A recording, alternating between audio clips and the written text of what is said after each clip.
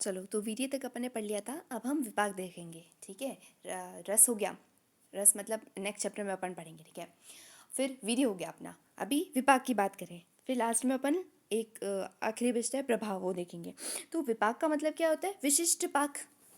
विपाक कैसे बना? विपाक, है ना। विपाक का मतलब होता है विशिष्ट पाक।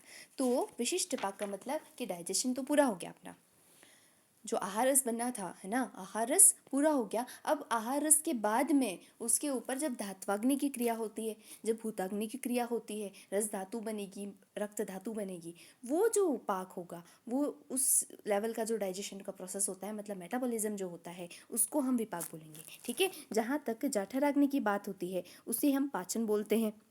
और जठराग्नि की क्रिया से पाचन होता है, उससे क्या बनेगा? उससे रस बनेगा, मधुर अम्ल लवण कटु तिक्त कषाय, ठीक है।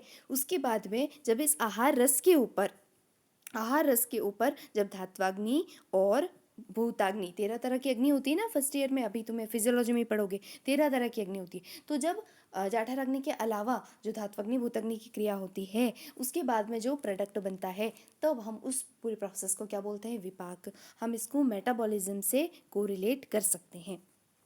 देखो, ये विपाक भी 3 तरह का होगा। इसकी डेफिनेशन ये बहुत इंपॉर्टेंट है, इसका ये श्लोक याद रखना। याद रखना क्या, याद करना, ये तो बिल्कुल करना ही करना, वरना चरक वाला बहुत भारी पड़ेगा। तो ये तो करना ही करना। विपाक क्या है कि जाठरेन अग्निना योगात यद उदयति रसांतरम। जठराग्नि के योग के बाद में, मतलब कि डाइजेशन के बाद में, यद उदयति रसांतरम, रस के अंतर मतलब रस के अलावा जो और चीज़ उत्पन्न होती है, जिसको हम रस नहीं बोलेंगे, रस के अलावा है, वो रस के जैसा है लेकिन रस से अलग है, इसलिए हम उसको विपाक बोलते हैं, ठीक है। जब वो होती है रसानाम परिणामांते, रस आदि का जब परिणाम हो जाता है। परिणाम मतलब यहाँ पे किसका बोला है? ये डाइजेशन को बोला है, कि जब डाइजेशन पूरा हो गया, परिणाम हो गया, है ना, उसको हम विपाक बोलते हैं। जठराग्नि के संयोग से रसों के परिणाम के अंत में, मतलब कि आहार के पाचन के बाद में, परिणाम के अंत में मतलब आहार के पाचन के बाद में जो रस उत्पन्न होगा, उसे हम विपाक बोलेंगे, ठीक है। इसको साइड में मेटाबॉलिज्म लिख लेना। अब यहाँ पे अपन इसके 3 टाइप देखेंगे कि विपाक जो होते हैं वो 3 तरह के होते हैं। देखो, इसको ऐसे समझो, अपन ने खाना खाया ना, तो क्या बना? कार्बोहाइड्रेट, ठीक है, प्रोटीन था, और क्या था? फैट था, है ना, फैट था। अब एंड प्रोडक्ट अगर अपन इसका बोले, मेटाबॉलिज्म का, डाइजेशन का, मेटाबॉलिज्म का अगर देखें एंड प्रोडक्ट, तो इसका क्या बनेगा? यहाँ से हम इसको ग्लूकोज बना लेते हैं, ठीक है। प्रोटीन में क्या बनाओगे? अमाइनो एसिड्स बना लो, इसके अंदर ग्लिसरॉल और फैटी एसिड बना लेंगे, ठीक है। तो ये जो ग्लूकोज बना है ना यहाँ पे, ये हमारा हो गया मधुर अवस्था पाक, मतलब कि मधुर विपाक, है ना। फिर अमाइनो एसिड्स जो बना, क्योंकि ये एसिड है तो ये कौन सा हो गया? ये अम्ल अवस्था पाक या अम्ल विपाक बन गया, और इसको हम क्या बोलेंगे? कटु। समझ गए? मॉडर्न से इसको इस तरह से रिलेट करोगे तो ये कटु अवस्था पाक बन गया। इस तरीके से 3 यहाँ पे विपाक बन गए। अब अपन उसको आयुर्वेद से अगर समझें तो कौन से रस से कौन सा विपाक बनता है? अभी अपन ने बोला जठराग्नि की क्रिया होती है तो उससे रस बनता है, मधुर अम्ल लवण कटु तिक्त और कषाय, ये रस बनते हैं ना। अब इससे विपाक कैसे बनेगा? यहाँ पे देखो क्या है कि मधुर और लवण रस, ये मधुर और ये लवण रस, इसका क्या बनेगा? इसका विपाक मधुर बनेगा, अम्ल का अम्ल ही बनेगा, ठीक है। लास्ट के कटु तिक्त जो कषाय होते हैं उसका कटु विपाक बनेगा, ठीक है। तो मॉडर्न और आयुर्वेद दोनों का एक टेबल बना करके लिख लेना, है ना, समझ गए ना। तो ये यहाँ पे ये विपाक होता है। अब यहाँ पे एक इंपॉर्टेंट लाइन इसकी आ रही है, ये बीएचयू में क्वेश्चन पूछा था कि रसस तुल्य फलस्तत्र द्रव्यम शुभाशुभम। वो कौन है जिसका प्रभाव जो होता है, जिसका जो फल होता है वो रस के समान होता है, तो वो विपाक होता है। रस और विपाक एक तरीके के नहीं हुए। देखो रस कैसे बना, रस क्या, मधुर अम्ल लवण, वही जो टेस्ट होते हैं इसी से बनाते हैं अपन। और जो विपाक है वो भी अपन ने बोला 3 तरह का होता है, जैसे रस होता है मधुर, वैसे विपाक होता है मधुर। तो इन दोनों चीज़ें हैं ना, ये सिमिलर है, बस एक जो है वो दूसरे की लेटर स्टेज है, यही अंतर है इसके अंदर। तो रस और विपाक को हमेशा साथ में याद रखना। तो जो काम मधुर रस के होंगे ना, वही काम मधुर विपाक के भी होते हैं। तुल्य फल का मतलब क्या है कि जैसे रस से जो काम करता है ना, वो काम विपाक भी करेगा। इसमें बस यही बात है। तो ये चीज़ याद रखना कि इन दोनों के अंदर सिमिलरिटी होती है। ये रेफरेंस पूछते हैं किसके बारे में बोला है, तो ये विपाक के बारे में बोला है। अब द्रव्य में कार्यकारी भाव। अब अपन इतनी सारी चीज़ें पढ़ ली कि द्रव्य के अंदर क्या होता है, रस होता है, गुण होता है, वीर्य होता है, विपाक होता है। तो कोई द्रव्य है वो काम कैसे करेगा? अगर हमें कोई रोग के अंदर देनी है कोई मेडिसिन, है ना, तो अपन क्या देखेंगे, उसका गुण देखेंगे या उसका विपाक देखें या उसका रस देखें, क्या चीज़ देखें? तो देखो कि कुछ इसमें अपन कुछ कह नहीं सकते कि कुछ द्रव्य जो होते हैं वो रस पे काम करते हैं, कुछ विपाक के आधार पे काम करते हैं, कुछ रस के अतिरिक्त दूसरे गुण हैं उस पे करते हैं, कुछ वीर्य पे और कुछ प्रभाव से करते हैं। अब इसमें है ना एक एग्जाम्पल भी लिख लो साथ साथ। तो कुछ होते हैं जो रस के आधार पे काम करते हैं, जैसे इसका रस के अंदर एग्जाम्पल लिख लो तुम, दूध। दूध का रस कैसा होता है, मधुर रस का होता है। तो अपन ने क्या बोला था कि दूध के गुण पढ़ोगे फिफ्थ के अंदर, ये वृष्य होता है, बल्य होता है, धातुओं को बढ़ाने वाला होता है। तो ये सारे काम मधुर रस के होते हैं। यहाँ पे रस से काम करता है, मधुर रस का ही काम होता है ना, शुक्र को बढ़ाता है, धातुओं को बढ़ाता है, सारी धातुओं को बढ़ाएगा। साथ ही क्या होता है, कफ को बढ़ाने वाला होता है, वात का शमन करने वाला होता है। तो ये दूध जो है वो रस से काम करता है।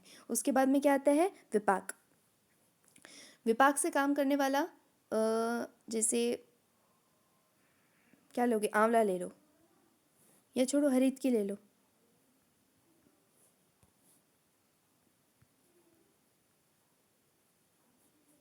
हरीत की मतलब हरड़, जो हरड़ खाता है ना, कड़वी कड़वी सी होती है। इस हरड़ के अंदर जो है 5 रस होते हैं। जो अपन 6 बढ़ते हैं ना, इससे 5 होते हैं, एक बस लवण नहीं होता, ठीक है। लेकिन फिर भी जब ये काम करती है ना बॉडी के अंदर, तो वो रस तो इसके अंदर ये 5 है, लेकिन डाइजेशन के बाद में जो इसका विपाक होगा ये मधुर विपाकी होती है, इसका मधुर विपाक होता है। तो ये जो काम करेगी ना, ये मधुर विपाक की से करेगी काम।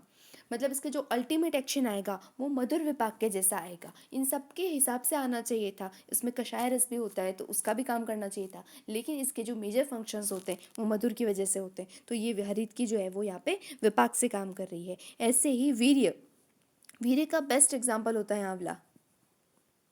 आंवला कैसे रस का होता है, आंवला में भी वही 5 रस होते हैं, ठीक है। एक लवण नहीं होता, बस बाकी 5 और रस होते हैं। इसके अंदर अम्ल रस भी होता है, खट्टा होता है ना। देखो विटामिन सी का सबसे अच्छा सोर्स होता है, बहुत खट्टा होता है ये, लेकिन फिर भी ये प्रबल पित्त शामक होता है। खट्टा होने की वजह से इसको तो पित्त को बढ़ाना चाहिए था, क्योंकि आचार्य चरक क्या कहते हैं, अम्ल रस किसका गुण है, अम्ल पित्त रस, पित्त दोष का गुण होता है। तो आंवला को अम्ल पित्त को बढ़ाना चाहिए था अम्ल रस की वजह से, लेकिन ये क्या करता है, पित्त को शांत करता है। क्यों? क्योंकि वहाँ पे ये वीर्य से काम करता है। आंवला शीत वीर्य का होता है, इस वजह से ये पित्त को शांत करता है। इसलिए हम स्किन डिसऑर्डर्स में भी ज़्यादातर आंवला का यूज़ करते हैं। तो रस हो गया, विपाक हो गया, वीर्य हो गया, क्या बच गया, गुण। गुण ले लो अपना मधु, है ना। मधु कैसा है, मधु रस का होता है। तो इसको क्या करना चाहिए, वात को शांत करके कफ को बढ़ाना चाहिए, लेकिन ये उल्टा काम करता है। ये वात को बढ़ाता है, अल्प वातल होता है, और कफ का शमन करता है। कफ का शमन क्यों करता है, क्योंकि रुक्ष गुण का होता है, इसके अंदर रुक्ष गुण होता है, ठीक है। दूसरा इसका एक कारण और है कि कषाय अनुरस का भी होता है। अभी अपन ने अनुरस पढ़ा था ना, तो इसका मेन रस तो मधुर ही है, लेकिन इसका अनुरस कषाय भी होता है। लेकिन यहाँ जो कफ का शमन करता है ये रुक्ष गुण के कारण करता है। तो यहाँ पे गुण का एग्जाम्पल आ गया। एक यहाँ पे प्रभाव, प्रभाव भी मैंने तुम्हें चेतकी हरड़ के बारे में बताया था। हरित की टोटल 7 वेराइटियाँ होती है, ठीक है। इस 7 में से एक है चेतकी। चेतकी के बारे में क्या बोलते हैं कि इसकी छाया में ही जाओगे, इसकी छाया में बैठ जाओगे तो विरेचन हो जाएगा। हरड़ का काम विरेचन करने का होता है, लेकिन वो कब होता है, जब अपन खाते हैं उसको। लेकिन चेतकी ऐसी होती है जिसको खाने की ज़रूरत ही नहीं, इसकी छाया से ही विरेचन हो जाता है। तो हम बोलते हैं कि ये जो काम हुआ है ना, ये प्रभाव की वजह से हुआ है। प्रभाव को अभी अपन आगे नेक्स्ट क्लास में डिटेल में पढ़ेंगे। तो इसके सबके एग्जाम्पल मैंने बता दिए कौन सा कैसे काम कर रहा है। अब आगे देखो कि इन सब के अंदर ये कोई भी कैसे भी काम कर सकता है ना। कैसे काम करेगा कि जो बलवान होगा, रस गुण वीर्य विपाक और प्रभाव, इनमें से जो सबसे ज़्यादा बलवान होगा, जिसकी पोटेंशियल सबसे ज़्यादा होगी, वो विषय से काम करेगा, ठीक है। क्योंकि विरुद्ध गुणों का संयोग होने से जो बलवान होता है वो अल्प को जीत लेता है। तो एक पहला कंसेप्ट तो ये होगा कि इन दोनों में से जो पावरफुल होगा वो उसको ओवरकम कर लेगा। अब अगर ऐसा हुआ कि रसगुण वीर्य विपाक प्रभाव, इनमें सबका जो बल है वो समान है, मतलब सेम बल वाले हों, तो कौन डोमिनेंट होगा। तो देखो रस को कौन ओवर पावर करेगा, विपाक, ठीक है।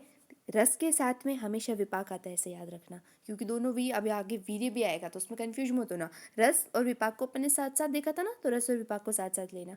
तो रस से ज़्यादा पावरफुल है विपाक, इससे ज़्यादा पावरफुल है कौन है, वीर्य। और वीर्य से भी ज़्यादा पावरफुल कौन होता है? प्रभाव होता है। प्रभाव ऐसा है जिसके आगे कुछ नहीं चलता, ठीक है। तो रस, फिर विपाक, फिर वीर्य और फिर प्रभाव, ये आगे वाले इसके अंदर पढ़ेंगे अपन अभी। ये देखो, रस इत्यादि में प्राकृतिक बल यदि समान स्वरूप होता है तो उसमें रस को विपाक पराभूत कर देता है, इन दोनों को वीर्य, और इन सबको प्रभाव पराभूत कर देता है, ठीक है। रस, विपाक, वीर्य और फिर प्रभाव। तो ये सीक्वेंस याद रखना।